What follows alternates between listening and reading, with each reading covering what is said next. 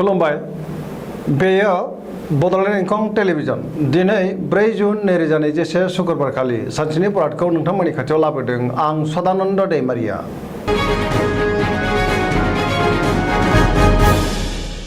सिगां फरायनो लादों मेष राशि गिबि हांखो अ ल।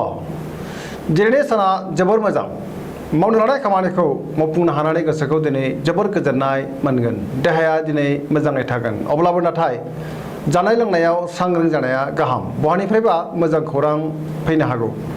रांखावरियाव जोबोर मोजां होनजायो मोननो गोनांखौ दिनै मोननो हागोन। आरजिनाय धोनखौ दोनथुमनो हागोन। बेफार फालांगियाव जोबोर मोजां मुलाम्फा मोननो हागोन। न'खराव अननानै फैगोन। बहाबा थांनांगौब्ला दिनै जोबोर मोजां आरो मोजाङैनो हान्थिनो हागोन। गुबुननि गोसोखौ गोरलैयैनो बोनो हागोन। समाजाव मान मोनगोन। गोदान मिजिंजों गोदान खामानि मावनो गोसो जागोन। लाइमोनफोरनि गोसोआ दिनै जोबोर रमान्टिक जागोन आरो गावबा गावनि गोसोनि साननायखौ फोरमायलायनोबो हागोन। फरायसाफ्रा फरायनायाव गोसो दुंखांगोन आरो मोजां फिथाइ मोननो हागोन। सरासनस्रायै दिनैनि साना जोबोर मोजां आरो मोजाङैनो बारग'लांगोन।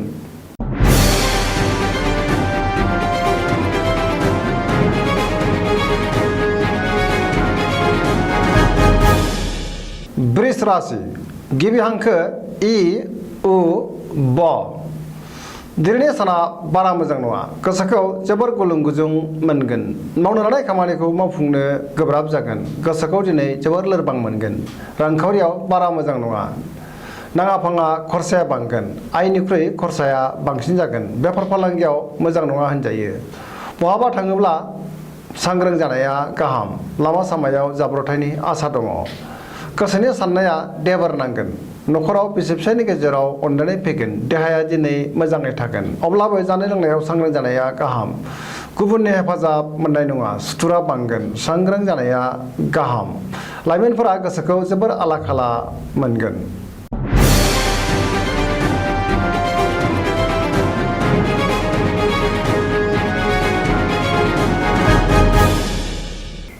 मिथुन राशि गिबि हांखो ख स।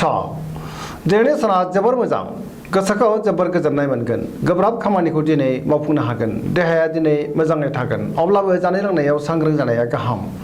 रांखावरियाव जोबोर मोजां होनजायो। आरजिनाय धोनखौ दोनथुमनो हागोन। बेफार फालांगियाव जोबोर मोजां मुलाम्फा मोनगोन। न'खराव अनलायनाय फैगोन।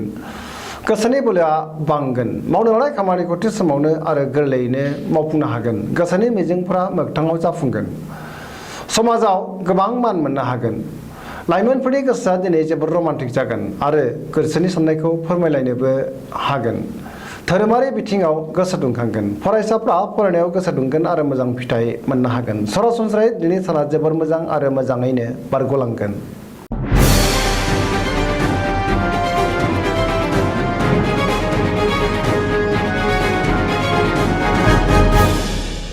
कर्कट राशि गिबि हांखो ड ड ह। दिनैनि साना बारा मोजां नङा। गोसोआव गोजोननाय गैयै जागोन। गोजोननि आंखाल जागोन। गावखौनो फोथायनो हायै बायदि मोनगोन। गुबुनखौ मान होनो रोंनाय नङा। सुथुरा बांगोन। रांखावरियाव मोजां। बेफार फालांगियावबो मोजां होनजायो। देहाया दिनै मोजाङै थागोन अब्लाबो नाथाय जानाय लोंनायाव सांग्रां जानाया गाहाम। हरखाबै बहाबा दुखु मोननांनो हागौ। देहानि बबेबा मोनसे बाहागोआ दुखु मोनगोन। गुबुननि हेफाजाब मोननाय नङा। न'खराव अनलायनाय फैगोन। सेंग्रा सिख्लाफ्रा दिनै जोबोर आला खाला जागोन। फरायसाफ्रा अदेबानि फरायनायाव गोसो दुंगोन आरो मोजां फिथाइ मोननोबो हागोन।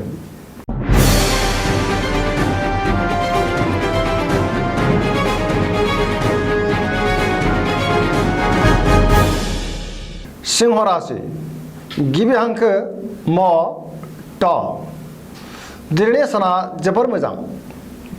समाजाव गोबां मान मोनगोन। बयजोंबो अनसायजागोन। गोसोआव गोग्गो साननाय फैगोन। मावनो लानाय खामानिखौ थि समावनो मावफुंनो हागोन। सोरबा लोगोआ हेफाजाब खालामनो नाजागोन। रांखावरियाव जोबोर मोजां होनजायो। मोननो गोनांखौ दिनै मोननो हागोन। आरजिनाय धोनखौ दोनथुमनो हागोन। बेफार फालांगियाव जोबोर मोजां मुलाम्फा मोनगोन। गोसोनि साननायफोरा जाफुंगोन। गोसोनि साननायखौ गुबुननो फोरमायनोबो हागोन। न'खराव अनलायनाय फैगोन। देहाया दिनै मोजाङै थागोन अब्लाबो जानाय लोंनायाव सांग्रां जानाया गाहाम। गुबुननि गोसोखौ दिनै गोरलैयैनो बोनो हागोन। लाइमोनफोरनि गोसोआ जोबोर रमान्टिक जागोन। सरासनस्रायै दिनै साना जोबोर मोजां आरो मोजाङैनो बारग'लांगोन।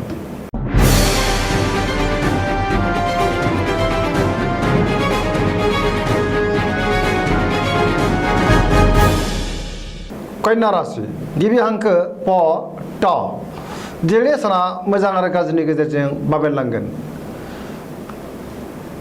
गोसोखौ जोबोर गलाय गुजाय मोनगोन गुबुननि गोसोखौ बोनो गोब्राब जागोन बहानिफ्रायबा हरखाबै मोजां खौरां फैनोबो हागौ रांखावरियाव मोजां बेफार फालांगियावबो मोजां होनजायो देहाया दिनै मोजाङै थागोन गोबां मुंदांखा सुबुंजों लोगो मोनज्लायगोन नखराव बिसि फिसायनि गेजेराव अननानै फैगोन समाजाव लोगो लेवा बांगोन गोबां खामानियाव मुखुब थानांगोन बहाबा दावबायहैनो खाबु मोनगोन सेंग्रा सिख्लाफ्रा गोसोखौ जोबोर रमान्टिक मोनगोन फरायसाफ्रा फरायनायाव गोसो दुंखांगोन सोरबा लोगोआ गाज्रि नोजोर होखोमागोन सांग्रां जानाया गाहाम लाजि फोनांनोबो नाजागोन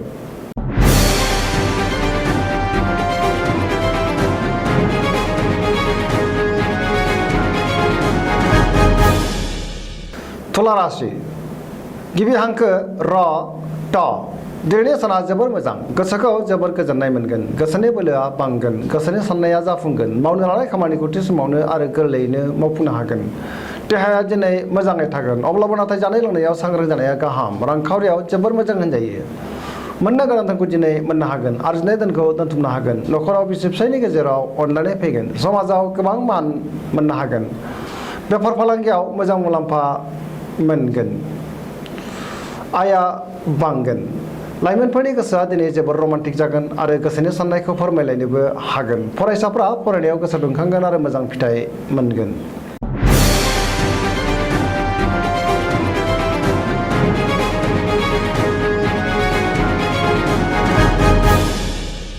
वृश्चिक राशि गिबि हांखो न स दिनैनि साना मोजां आरो गाज्रिनि गेजेरजों बाबेनलांगोन सोरबा लोगोआ लाजि फोनांनो नाजागोन सांग्रां जानाया गाहाम गोसोआव गोजोननाय गैयै जागोन मावनो लानाय खामानिखौ थि समावनो मावफुंनो हागोन गोसोनि साननायफोरा जाफुंगोन गोसोनि बोलोआ बांगोन समाजाव गोबां मान मोनगोन नखराव बिसि फिसायनि गेजेराव अनलायनाय फैगोन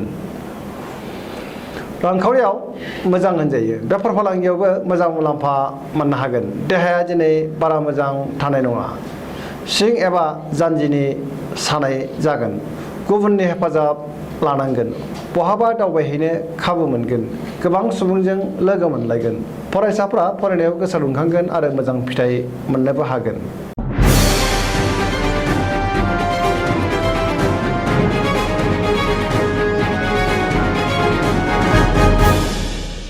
धनु राशि गिबि हांखो ढ फ भ दिनैनि साना जोबोर मोजां गोसोखौ जोबोर गोजोननाय मोनगोन गोसोआव बोलो बांगोन मावनो लानाय खामानिखौ थि समावनो आरो गोरलैयैनो मावफुंनो हागोन गोसोनि साननायफोरा जाफुंगोन रांखावरियाव जोबोर मोजां होनजायो बेफार फालांगियावबो जोबोर मोजां मुलाम्फा मोननो हागोन समाजाव गोबां मान मोनगोन देहाया दिनै मोजाङै थागोन अब्लाबो नाथाय जानाय लोंनायाव सांग्रां जानाया गाहाम गुबुननि गोसोखौ बोनो हागोन नखराव बिसि फिसायनि गेजेराव अनलायनाय फैगोन सेंग्रा सिख्लाफ्रा गोसोनि साननायखौ फोरमायलायनो हागोन आरो गोसोआ दिनै जोबोर रमान्टिक जागोन फरायसाफ्रा फरायनायाव गोसो दुंखांगोन आरो मोजां फिथाइ मोननो हागोन गोसोनि साननायफोरा जाफुंगोन सरासनस्रायै दिनै साना जोबोर मोजां आरो मोजाङैनो बारग'लांगोन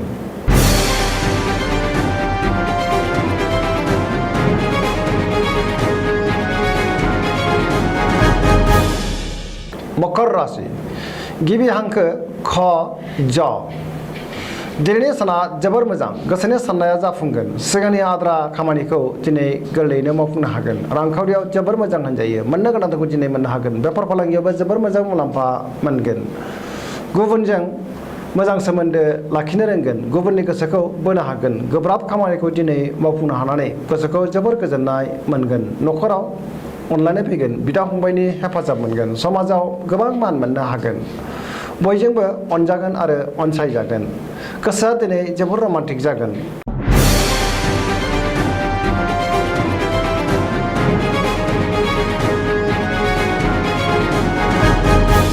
कुम्भ राशि गिबि हांखो ग स स दिनैनि साना जोबोर मोजां गोसोखौ जोबोर गोजोननाय मोनगोन मावनो लानाय खामानिखौ थि समावनो आरो गोरलैयैनो मावफुंनो हागोन बहानिफ्रायबा हरखाबै मोजां खौरां फैनो हागौ गोसोनि साननायफोरा जाफुंगोन गोसोनि बोलोआ बांगोन रांखावरियाव जोबोर मोजां होनजायो बेफार फालांगियाव जोबोर मोजां मुलाम्फा मोननो हागोन देहाया दिनै मोजाङै थागोन अब्लाबो जानाय लोंनायाव सांग्रां जानाया गाहाम न'खराव अनलायनाय फैगोन गुबुननि थाखाय मोजां खामानि मावनानै होनो हागोन लाइमोनफोरनि गोसोआ जोबोर रमान्टिक जागोन आरो गोसोनि साननायखौ फोरमायलायनोबो हागोन फरायसाफ्रा फरायनायाव गोसो दुंखांगोन आरो मोजां फिथाइ मोननो हागोन धोरोमारि बिथिङावबो गोसो दुंखांगोन सरासनस्रायै दिनै साना जोबोर मोजां आरो मोजाङैनो बारग'लांगोन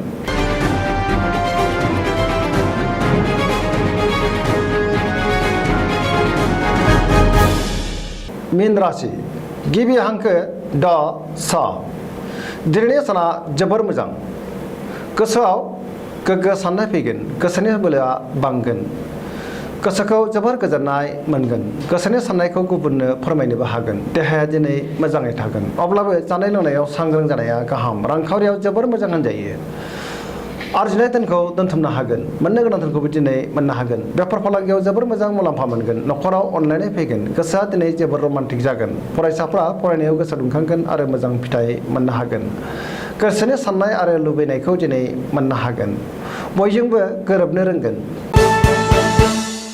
दिनैनि राशि फरायनाया एसेनोसै जोबनायाव बेखौनो खावलायो जाहाथे नोंथांमोना सानफ्रामबो जोंनि बे बड'लेण्ड इंखं टेलिभिजनखौ नायबाय थायो आरो साबस्क्राइब खालामो एसेनोसै गोजोन्थों